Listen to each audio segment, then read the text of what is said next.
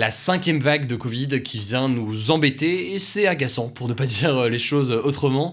Des nouvelles mesures en France pour lutter contre le harcèlement scolaire, une bonne nouvelle pour les animaux ou encore un nouveau flashback historique qui va vous rendre nostalgique. Salut, c'est Hugo, j'espère que vous allez bien. L'actualité en 10 minutes, vous connaissez et on commence avec la première actu. Alors ce jeudi, c'était la journée de mobilisation nationale contre le harcèlement scolaire et justement, Emmanuel Macron en a profité pour annoncer plusieurs mesures pour lutter contre ce phénomène important. Le président de la République a en effet posté une vidéo ce matin sur les réseaux sociaux dans laquelle il constate que malgré quelques initiatives, eh bien effectivement le harcèlement sévit toujours à l'école, sachant qu'aujourd'hui en France, un enfant sur 10 se dit victime de harcèlement, c'est donc un phénomène très important.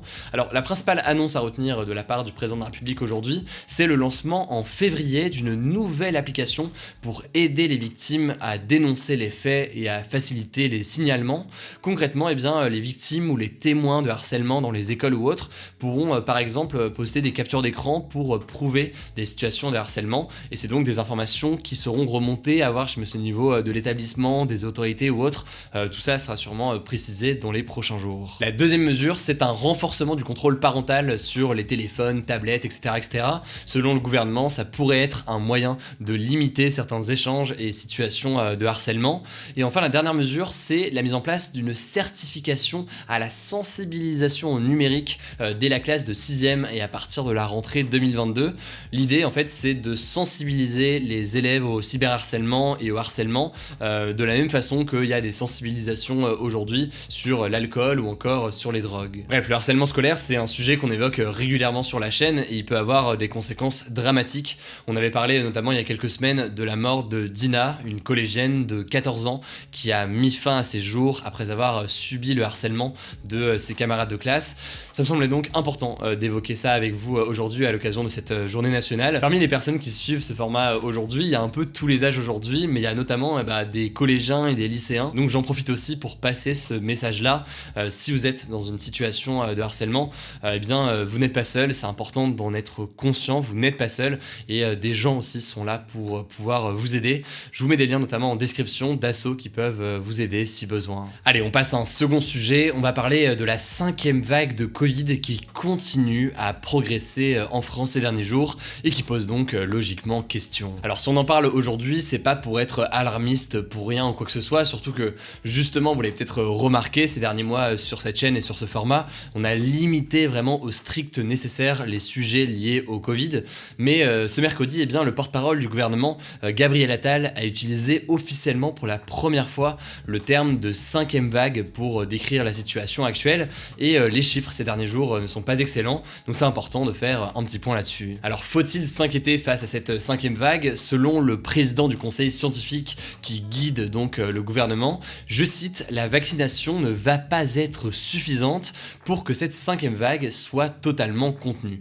En fait, ce qui se passe, c'est que avec le temps et le développement aussi de nouveaux variants, le vaccin est un peu moins efficace qu'au début de l'année pour freiner la transmission du virus et en parallèle, eh bien, le variant Delta notamment est toujours aussi contagieux. Alors dire ça, ça veut pas dire du tout qu'on est dans la même situation que en 2020 ou quoi que ce soit, puisque la vaccination protège quand même des formes graves et ralentit un petit peu la propagation du virus. Mais pour vous donner une idée, on pourrait arriver, selon plusieurs projections, à un pic d'hospitalisation quotidienne autour de 1400 personnes, alors que pendant les autres grandes vagues, on était à environ 2 fois plus. Bref, une situation meilleure qu'au pic de la pandémie il y a environ un an, mais la situation est quand même délicate. Alors faut-il craindre à partir de là des nouvelles restrictions?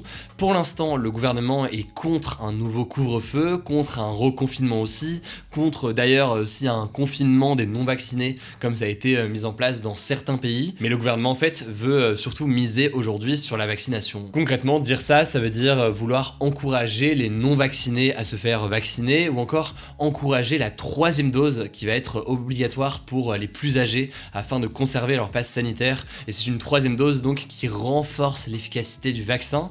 Après, au-delà de tout ça, le gouvernement pourrait privilégier des mesures plus petites comme augmenter le recours au télétravail, même pour les personnes qui sont vaccinées. L'autre piste potentielle qui est réclamée par certains, c'est la vaccination des enfants de 5 à 12 ans, mais sur ce point, eh bien, le gouvernement a annoncé ce jeudi qu'aucune décision ne serait prise avant 2022 car les études médicales ne sont pas suffisantes aujourd'hui pour trancher sur les avantages et les inconvénients d'une vaccination des plus jeunes. Bref, vous l'avez compris, pas de panique, la situation aujourd'hui reste bien meilleure que l'an dernier, mais c'est une petite mise à jour qui me semblait quand même nécessaire au vu de la situation. C'est évidemment aussi des mesures, des discussions qui risquent de faire débat dans les prochains jours. On suivra du coup attentivement tous ces débats pour comprendre concrètement ce qu'il en est et que chacun puisse se faire son opinion. Évidemment, on vous tient au courant du coup dans les prochains jours. Allez, on continue tout de suite avec les actualités en bref et on commence avec cette première actualité. C'est une bonne nouvelle au final pour les animaux. La loi contre la maltraitance animale a été adoptée définitivement ce jeudi par le Parlement, à la quasi-unanimité d'ailleurs. Alors parmi les principales mesures à retenir, il y a l'obligation pour les propriétaires de signer un certificat attestant qu'ils savent s'occuper de leur animal de compagnie. Il y a aussi des peines plus fortes qui ont été votées contre les maltraitances ou les abandons d'animaux. Il y a l'interdiction à partir de 2024 de vendre des chiens ou des chats en animalerie.